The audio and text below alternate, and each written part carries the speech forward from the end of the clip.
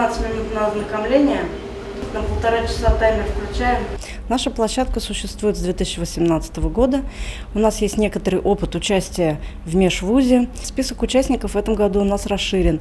Есть представители из Башкирского государственного университета, есть представитель из нефтяного университета, есть участники с нашего БГПУ и участник колледжа. Задания, конечно, у программистов всегда сложные.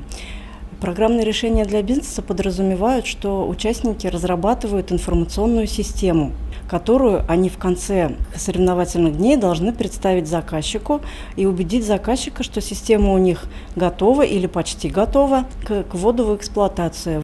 В первый день я вообще был в шоке на самом деле. Я пришел такой, что это такое, я с этим ни разу не сталкивался, ничего не умею, ничего не знаю. Посидел 1,5 часа, ничего не сделал. Через 15 минут обратно зашли, опять сижу, и в голову что-то так пришло просто, и начал писать, и вот баллы заработал какие-то. Не умеешь, не хочешь, устал, не знаешь, это вообще никого не волнует. Особенно тебя это не должно волновать, когда ты идешь к своей мечте. Дипломом первой степени награждается Павел Зуев, студент Башкирского государственного университета.